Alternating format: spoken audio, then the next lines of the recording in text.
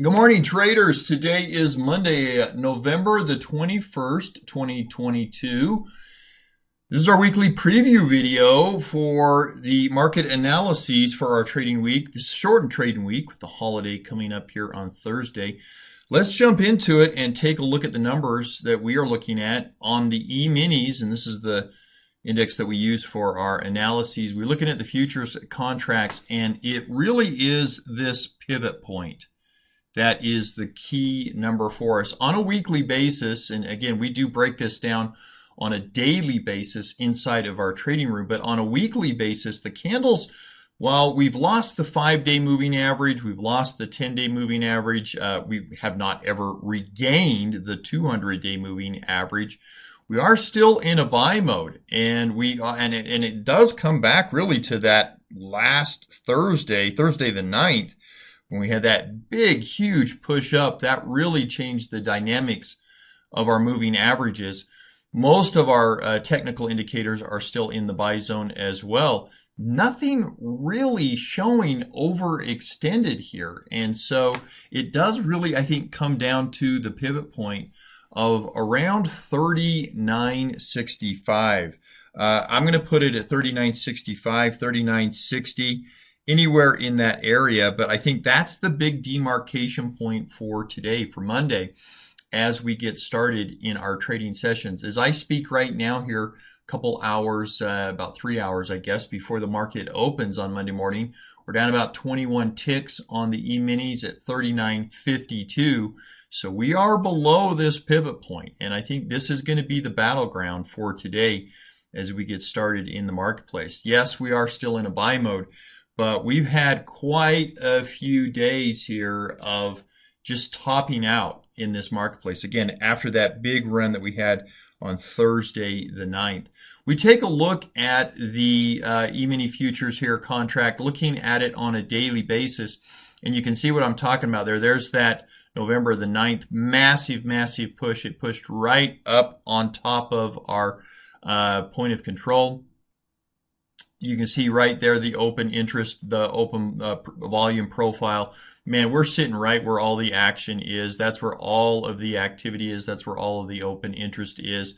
And for 1, 2, 3, 4, 5, 6, 7, for almost a week and a half of trading, we have just basically hung out here at this level. It's almost been pinned at this particular level. And you'll see here as we draw down into a 2-hour chart, we are really coiling here in the marketplace. We are really setting up for a big, big move. We generally like to say that we don't, as traders, care if the market goes up or down. It doesn't matter to us. In fact, it's actually preferable if it's going down. It gives us better implied volatility in our trades, and generally the moves are bigger. But we do look at it in terms of markets either coiling or compressing or expanding and moving. And that's really what we're looking at now. We've obviously been, for now the past 7 trading sessions, in a very, very coiling, very consolidating market. These types of markets never hold. They always, consolidation always leads to expansion. Expansion always leads to consolidation. So the real question here is, again, on a shortened holiday week, and with some news items coming out on Wednesday that could potentially move the market, will we get that move this week? And then, of course, the million-dollar question, what direction will that move be? Again, right now, all of our technicals are pointing to bullish, but this would imply that we're either going to take a big pause here and get ready to push back down, which we'll take a look at some of the numbers there, or we're getting ready to push to a higher high. So definitely going to see some action here soon. We just don't know, obviously, when that's going to take place. If we pull down and look a little bit closer here to this morning as we're getting ready to start our trading day, you can see again what we're talking about here. This goes back to that November 9th push that we had on the upside. This is a 2-hour chart. And then you can see really after that effect, what we've done, we've really just kind of traded in a very tight range, but you see this triangle. We either have usually ascending, descending triangles or symmetrical triangles. This is a symmetrical triangle. And again, this is just pressure. This is just pressure building inside of the E-minis. And it always ends up leading to expansion. We just don't know what direction that expansion will look like. So for me, as we get started here on the week, I'll give you some of my numbers and some of the big demarcation points. Again, that 39.65 level, I think, is a really critical demarcation point. And so for resistance to the upside, I'm going to start with that 39.65. Again, as we're speaking right now, about 3 hours before the market opened, we're down about 20 ticks right now on the E-minis at 39.52. So we are below 39.65. That's going to be the first job of the bulls, try to get above 39.65. And then I've got 39.74 as a level of resistance, 39.82, 39.95, and then ultimately the big one would be 4,000 from a resistance standpoint. From a bullish standpoint, if you're a bull, those are the levels that you need to hit, capture, and overtake. From a support standpoint, if you're looking at this from the bearish stance, well, again, 39.65. 39.65 is the first step for the bears. They need to keep it below it. Again, we're almost 11, 12 points down below that right now, but we're still not into the cash markets yet. Below 39.65, we've got 39.54 would be my next level down. 39.42 down below that one. 39.15 below there, and then the big one on the downside would be 3,900. Below 3,900, we're backfilling now on that long push to the upside that we got on the 9th and Thursday the 9th, and that could give us really some big potential downside all the way down to 38.51. So it does just really depend here today, folks, on if we can continue to consolidate and when that's going to stop. When is the push going to start? So I think, again, 39.65, that's a real critical level for me today in terms of whether we're going to try to get it a bullish day or a bearish day. Those are some of the numbers that I'm looking at. We look at the major indices that we trade. We've got the SPY, the Q, the IWM, and the DIA. All of them spent the last week really continuing to consolidate underneath this long-term downtrend. IWM had broken out a little bit, but it's trying its best to get back inside of that range. And of course, the standout this year has been the DIAs. They've just been incredibly strong. The industrials have just absolutely been dominating in this last probably 2.5 weeks in the marketplace.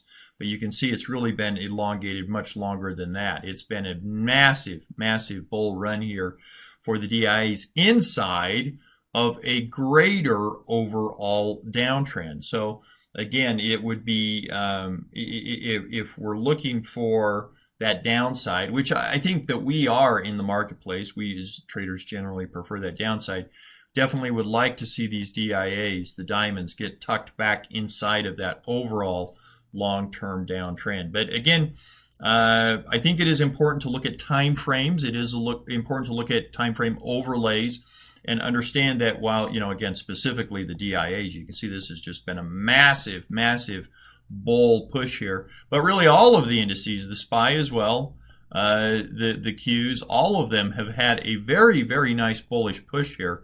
But it is inside of the confines of a bigger overall downtrend. And so that's really the question right now. We are really sitting on a big demarcation point that could potentially determine a breakout on some of these indices that would, again, not put us into positive territory into the overall year's results, but it would certainly break us out of this downtrend and potentially move us back to a bullish stance, to maybe start the next year off on a bullish stance. So we'll have to see whether or not this overall trend changes. Right now, it does look like it's holding, even albeit we've had some pretty strong moves the last couple of weeks.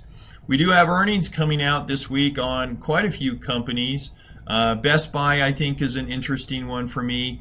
Dick's is an interesting one for me. We've still got some retail numbers coming out that could give us some signs. We've got some tech numbers coming out here today. John Deere is also an interesting one for me. Thursday, of course, we've got the market close. And Friday, we are in a shortened session. So we will be trading very, very light, probably on Thursday evening here with our Theta Ferry trade. We'll probably be putting a Theta Ferry trade on Thursday evening. And that might be our only trade for Friday as we trade that shortened session. But there is some earnings that I'm taking a look at. Again, the tech names are of interest to me, as well as the retailers. I think that'll give us some interesting signs. You see it, the 1 week sector rotation, and it is interesting that what has led us up is now starting to lead us down. Tech was very, very strong. Energy was very, very strong. Real estate was rebounding quite nicely, and consumer discretionary. All of these were, and to a smaller degree, I think there was a little bit of strength in the financials as well. But all of these that have led us up these last 7 days in the marketplace are starting now to lead us down. So what goes up must come down. What leads us up in the marketplace usually is what leads us down. It's one of our favorite trading strategies or approaches, this reversion to the mean, that things, again, one of my favorite indicators are Bollinger Bands, and that's all it really does is look at reversion to the mean. So anyway, these are the areas that are pushing right now in the marketplace, and they are starting to build some momentum to the downside. We take a look at the news items that are going to affect us this week. Again, we are on a shortened week. We're going to be closed on Thursday. We've got a shortened trading session on Friday with that 1 p.m. Eastern Standard Time close. And so we'll probably just be trading one trade on Thursday evening in our trading room. That is the Theta Ferry. We'll probably be just doing the Theta Ferry trade Thursday evening. That'll be our trade for probably Friday's session. Wednesday is a big day for us. Jobless claims coming out, durable goods coming out before the market opens up. We've got the University of Michigan Sentiment Index. That doesn't usually affect us too much, but we do have new home sales coming out. Crude oil, we are working a crude oil trade this week, and we'll be adding to that on Wednesday as well after these numbers come out. So Wednesday will be a big day for us. And then, of course, the FOMC minutes release. No Powell testimony. This is just a release of the FOMC minutes from the last meeting. That will sort of give us a little bit of a guide for the December meeting to kind of give us a little bit of an impression there of what they're looking at doing. So sometimes just the minutes release, sometimes those will move the market, sometimes they won't. But Wednesday is going to be our big news day for us. We look at the heat map over the last 2 weeks. This was 2 weeks ago right here, and then this was last week's results. You can see it was, again, just sort of a continuation of a little bit of a mixed bag. And again, that's really reflective in the candles that we've been seeing for the last 7 real trading days. Just sort of a mixed bag on the day. And so again, I think we have 2 types of markets, consolidating and expanding markets. This market is getting primed for a big expansion type move. And the question really is, does it break out to the upside, or does it continue back? Does it retrace back in to that overall bigger picture of the downward move? We look at our indices, and it is interesting that we have specific strategies that we trade inside of our trading room that cover all 4 of these. Now, these 2 strategies are combined together as one strategy. This is a different approach and on the IWMs, and this is a different approach on the DIAs. So we trade all 4 of these indices with 3 disparate and different types of approaches or strategies. And again, one of the things that we point out so often is that if you're going to trade one of these 3 strategies, you need to trade them all. You need to trade them all, because you can see this is 2 weeks ago. Our results from 2 weeks ago. That includes that big massive Thursday, the 9th day, that just absolutely exploded the Qs. I mean, almost 9% on the week. That's just absolutely insane numbers right there. And then this, of course, is last week's numbers. So again, you can see the disparity in those numbers and why it is important to have a diversification over all of the major indices if you're going to trade them. And you also see that we did give some of that back this last week. So again, it does look to me like the markets are wanting to hold this level, this 39.65 level again on the E-minis. I think is an important level to watch as we try to figure out what the directional bias is going to be here going forward. One of the things that we do look at is the put-call ratio. When the put-call ratio, that's how many puts versus calls are being bought or sold. And when the put-call ratio is above 1 or below 1, that's a significant number. It gauges market sentiment. And when we're, again, the put-call ratio, when it is above 1, that's when put volume is exceeding call volume. And when it's below 1, that's when call volume is exceeding put volume. And so it just helps us figure out whether or not we are at an excessively high level. We look at the put call ratio. Last week was at 0.75. This week is at 0.80. So it's really a non-factor right now. There's just not really, it's very neutral. Put call ratio right now is very, very neutral. You don't see these extremes, which is what we're generally looking for. These types of extremes are the signals that we're generally looking for to try to divine whether we should get long or short on the marketplace. Now, let's talk about the expected move for a second. We are pinned at a very, very low expected move this week. Now, that is reflective. This number is reflective of the fact that the market will be closed on Thursday and have a shortened trading session on Friday. So this is not as bad as it potentially looks, but it is bad. It's not great. We don't have a very big expected move. That means that as option sellers, the risk premium that we have to work with is not great. It's not great. And so we're going to need to be very, very cautious directionally here on our trades. And in fact, Monday, Tuesday, Wednesday of this week, in this shortened week, we may be looking at some debit trades, some types of debit trades, just to try to keep an edge in our trading as best we can. But yeah, very, very low expected ranges. Been pretty darn spoiled with weekly moves of 100 to 120 to 145. Yeah, then we're not getting that this week. So stay on your toes, trade light, trade small, trade lots of disparate positions, because it could be a tough one this week to try to get an edge if you are a premium seller. We look at the fear greed index, and part of that fear greed index is the put call ratio that we just looked at. So it's just a little bit of a broader overview of that. And we're still stuck in this greed area. That's essentially where we were a week ago. Huge difference from where we were a month ago. Before that, again, that Thursday the 9th, massive push to the upside. That changed everything. So we're still not really into that area, that extreme greed. This is a contrarian indicator. And again, we want to be fearful when everybody is greedy. We want to be greedy when everybody is fearful. If we could get to an extreme greed area, that would start signaling for us to start building some short positions. But we're just quite not there yet. Just kind of pinned at this same level.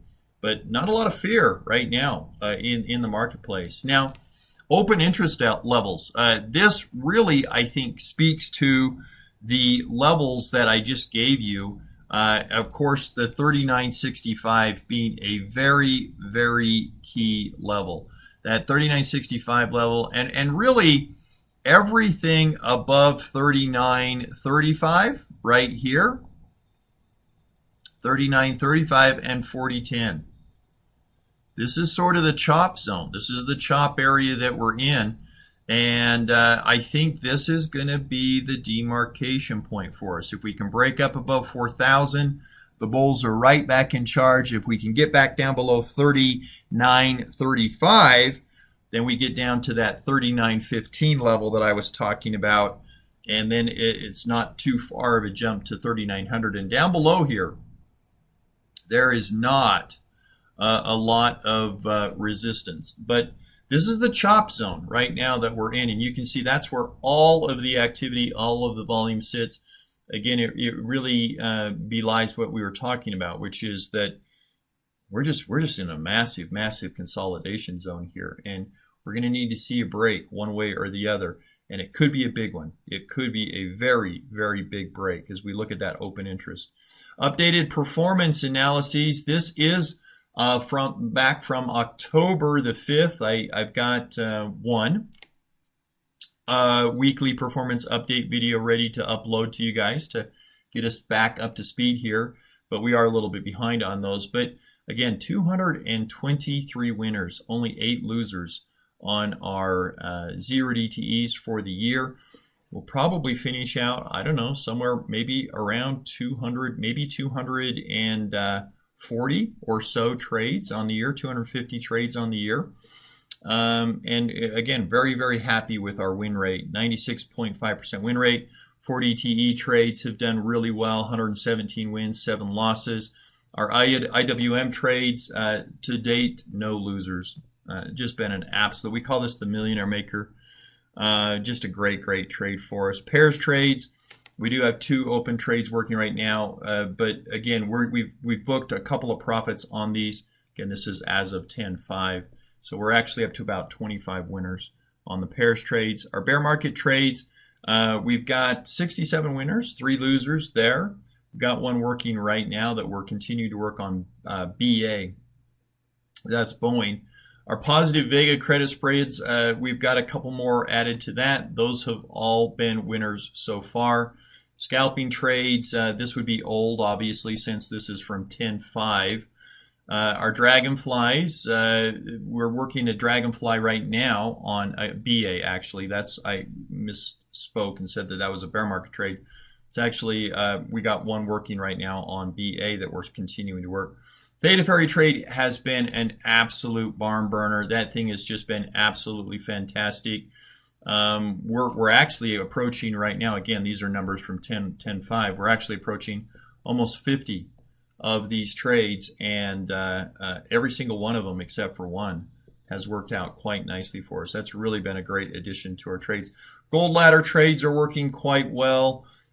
These make a very, very nice rate of return.